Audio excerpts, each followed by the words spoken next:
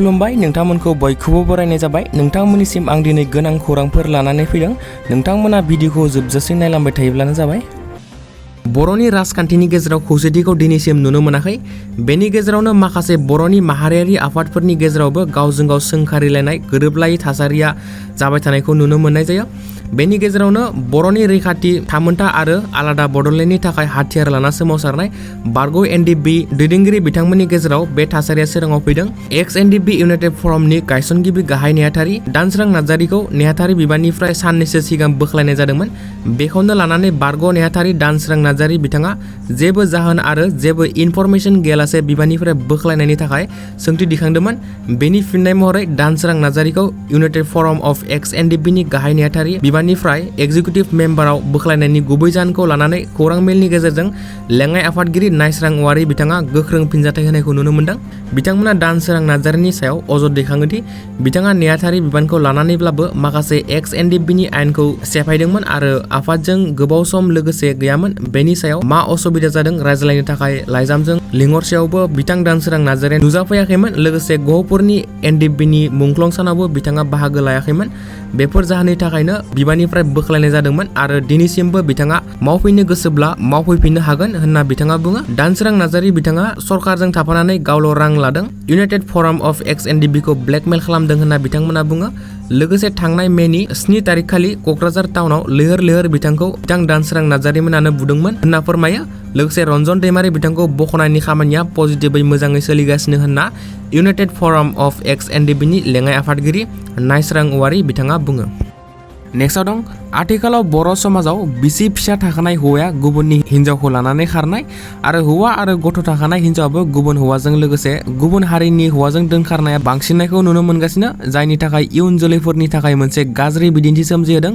बेबादिनो आरोबाव मोनसे जाथाया सोराङाव फैदों। फामे मुसाहारि मुंनि सासे हौवा आरो गथ' सानै थाखानाय आइजोआ गावनि नखर संसार फिसाय आरो गथ'फोरखौ नागारनानै खारलांनाया 2 दान बारलांबाय। क'क्राझार जिल्लानि सिङाव थानाय कसुगाव मैनागुरि ओनसोलनि गोथैबारि गामिनि मिथिंगा बसुमतारिनि आंगो बिसि फामे मुसाहारिया थांनाय 2 दाननि सिगांनिफ्रायनो गावनि उन्दै फिसाज्ला आरो फिसायखौ नागारनानै बबेयावबा सोरजोंबा खारखोमा लांनानै दं। फिसाय मिथिंगा बसुमतारिया गाबनानै फोरमायदि सिगां समावबो गावनि बिसि फामे मुसाहारिया गुबुन हौवाजों खारखांबायमोन आरो दाबो बेबादिनो सन्देह खालामदों होनना फोरमायो। दा गावनि बिसि फामे मुसाहारिखौ जेरावखि थाहैया मानो न'सिम फैफिननो खावलायहरदों। लोगोसे बबेबा जायगाफोराव सोरबाफोर नुसनबायोब्ला 6900720791 जानबुं नाम्बाराव फोरमायहरनो खावलायहरदों। नेक्स्टआव दं बर'नि दैदेनगिरिफ्रा राजखान्थियाव थारैनो खौसे जानो हागोन ना हाया? रन्जन दैमारि बिथाङा दायनिगिरि नङामोन, बेनिखायसो जोबथेसालियाव गैला। बेफोर गोख्रों बाथ्राखौ बिपिएफनि दैदेनगिरि बिक्रम दैमारि बिथाङा बुंदों। बिक्रम दैमारि बिथाङा चिरां जिल्लानि बलामगुरि लाइमोननि जथुमायाव बाहागो लानानै बुङो। बिथाङा बुङोदि बिटिआर एकर्डनि दफाफोरा मावफुंजायैयाव हाग्रामा महिलारि बिथाङा चिफ जानायमोनब्ला रायजो राजाफोरनि गेजेराव दायनिगिरि जासिगौमोन। नाथाय दिनै हाग्रामा महिलारि बिथांखौ रायजो राजाफोरा नागिरफिनबाय। हाग्रामा महिलारि बिथांनि अनगा बिटिसिआ रैखा गैला होनना एबसु, बर' थुनलाइ आफाद, माहारियारि आफाद, रायजो राजाफोरा मोनथिबायब्ला खौसेथिनि रायज्लायनाया जाफुंगोन। बे बाथ्राखौ बिपिएफनि दैदेनगिरि बिक्रम दैमारि बिथाङा बुङो। दिनै रन्जन दैमारि बिथाङा जेलाव गैया, डिस्ट्रिक्ट जेलावबो गैया, सेन्ट्रेल जेलावबो गैया। जेब्ला रन्जन दैमारि बिथांखौ कर्टआ दायनिगिरि होनना फोसावबायब्ला बिथाङा जोबथेसालियावसो थानांगौमोन। नाथाय बिथाङा दिनै जेलनि अनगायै काहालिपारानि गोजौ हाजोनि केम्पआवसो रन्जन दैमारि बिथांखौ जोबथेनानै दोनदों। बिथांखौ मानो थाखाय जेलनि अनगायै गोजौ हाजोआव जोबथेनानै दोनदों बेनि फिननायखौ बिटिआरनि दैदेनगिरि बिथांमोननाव सोंब्लासो मोनथिगोन होनना बिथाङा बुङो। नेक्स्टआव दं काछार जिल्लायाव जुलिनि सानथामनि उनावनो हिन्जाव गोदाना बुधबारखालि जेब्ला फिसाया खामानि मावनो ओंखारलाङो अब्ला भबानिपुर गामियाव गावनि थाग्रा खथायाव फासिनि दौलेङाव जिउ फोजोबना लानाय जाथाया सोराङाव फैदों। खौरांनि बादिब्ला आनुवारा बेगम मुंनि सासे आइजोआ सानथाम सिगां जामालपुर ग्राम पन्चायत भबानिपुर गामियाव जाकिर हुसेन लाक्सार मुंनि सुबुंजों जुलि जादोंमोन। फिसाय जाकिर हुसेन लाक्सारा फोरमायनाय बादिब्ला गाव खामानि मावनो ओंखारलांनाय समाव बिसिया मोजाङैनो दंमोन, नाथाय खामानिनिफ्राय न'आव फैफिननाय उनाव बेबादि दुखुनांथाव जाथायखौ नुफैयो। जेब्ला खामानियाव थांनो ओंखारदोंमोन अब्ला बिसिया गावनि बिमा बिफाखौ नायनो लुगैदोंमोन होनना बिसिनि फंबायनाव फनाव रायज्लायनायबो जादोंमोन। जाथायनि सिगां साखाथिनि सुबुंफोराबो जेबो दावराव दावसि जायाखैमोन होनना फोरमायो। बिसिखौ साखाथिनि देहा फाहामसालियाव लानानै थांदोंमोनब्लाबो थैबाय होनना फोसावो। नेक्स्टआव दं एडिआरि एग्जामनि थाखाय 29 सेप्तेम्बराव क'क्राझाराव रबिबार खालि सानफ्रोमबो जानाय हाथाइफोरा बन्द थागोन। फैबाय थानाय आसाम डाइरेक्ट रिक्रुटमेन्ट आनजादखौ नोजोर होनानै क'क्राझार जिल्ला खुंथाया क'क्राझार जिल्लानि गासै सप्तायारि आरो सानफ्रोमबो जानाय हाथाइफोरखौ 29 सेप्तेम्बर रबिबार खालि बन्द लाखिनो बिथोन होदों। क'क्राझार जिल्ला मेजिस्ट्रेटआ गोजोन आरो रायजोआरि खान्थिखौ रैखा खालामनो थाखाय बे थांखिखौ लानाय जादों। मोनथिनो मोननाय बादिब्ला क'क्राझार जिल्लायाव गासै 45,000 बिजाथिफोरा बे आनजादखौ लिरगोन। बेनिखायनो आनजाद लिरगिरिफोरा थांलाय फैलाय खालामनायखौ नोजोर होनानै क'क्राझार जिल्ला मेजिस्ट्रेटआ बे गोख्रों राहाखौ लादों।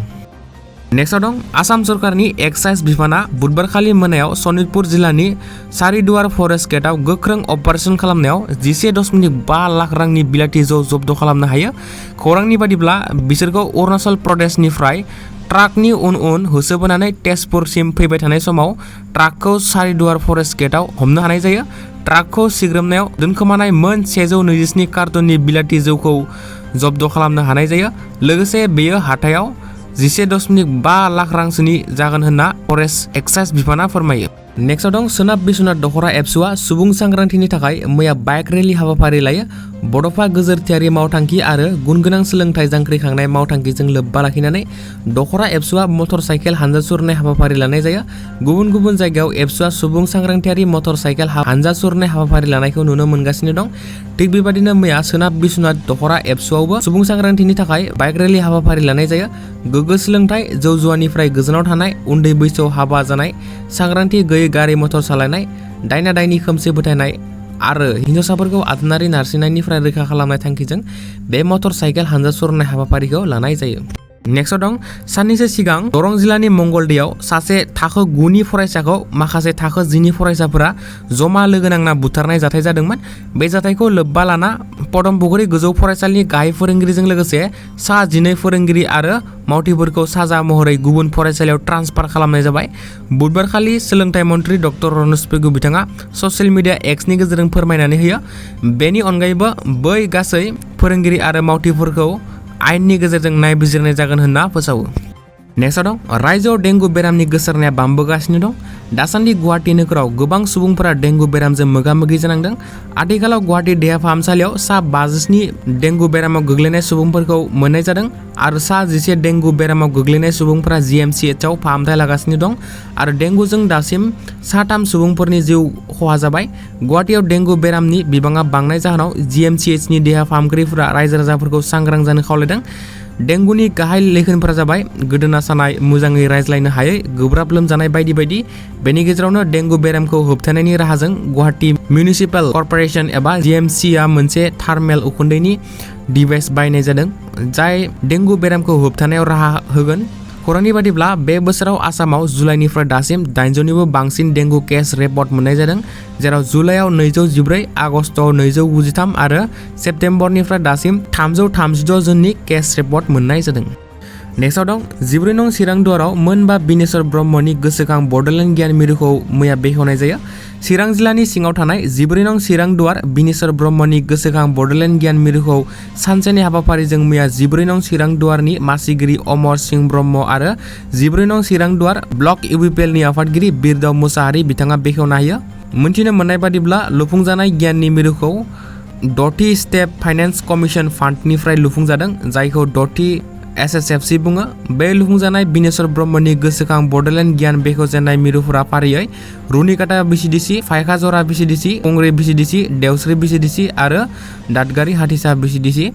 लोगोसे बे बेखेवनाय हाबाफारिजों लोब्बा लाखिनानै लुफुंजायै मिरुफोरखौ थाबैनो लुफुंनायनि बाथ्रा बुंनानै लुफुंजानाय मिरुआव बेसेन नाङालासे गियान लाफैनायजों लोगोसे बेसेन नाङालासे मावनांगौ खामानिफोरखौ मावफुंनानै लानो हागोन होनना 14 नं चिरां दुवारनि TCLCCनि मासिगिरि अमर सिंह ब्रह्म बिथाङा बुङो। नेक्स्टआव दं काछार पुलिसा सिलचरनिफ्राय सासे सुबुंखौ नंखाय डक्टरनि डिग्री लानानै फाहामथाय होनो नाजागासिनोमोन। बे समावनो नंखाय डक्टरखौ हमनाय जायो। बे हमनाय जाथाया बुधबारखालि रांगिरखारि टाउन आउटपस्टआव जादोंमोन, जायनि थाखाय भारतारि न्याय आयेन BNS नि सेक्सननि गेजेरजों FIR थिसननाय जाबाय। काछारनि joint director of health service doctor Ashutosh बर्मनआ बुङोदि हमजानाय नंखाय डक्टरा गावनि बेराम नायग्रा बेसादफोराव AM लिरनाय दंमोन, जायनि थाखाय सन्देह खालामनाय जादोंमोन, जेराव बेबादि जेबो फाहामगिरिनि सोलोंथाइनि आयदायानो थाया। बेनि उनावनो बिखौ हमनाय जायो। नेक्स्टआव दं नेशनेल इन्वेस्टिगेशन एजेन्सि एबा NIA आ आल्फा उदाङा होनाय बम्ब प्लानिं जाथायजों लोब्बा थानाय गिबि सुबुंखौ हमनो हानाय जायो। खौरांनि बादिब्ला सेन्ट्रेल एजेन्सिया गिरीश बरा आरो आलियास गौतमखौ गुवाहाटीनि मोनब्रै जायगायाव इमप्लसिभ एक्सप्लसिभ डिभाइस लगायनायनि सोमोन्दो थानायनि थाखाय एरेस्ट खालामनाय जायो। बराखौ बेंगलुरुआव हमनो हानाय जायो, जेराव बियो सिकिउरिटि गार्डनि खामानि मावफ्लागासिनो दंमोन। खौरांनि बादिब्ला बियो कर्नाटकआव थानानै बम्ब प्लानिंखौ खालामदोंमोन। दासान्दि NIA आ बराखौ सोंनाय फिन्नाय खालामगासिनो होनना खौरां मोन्दों।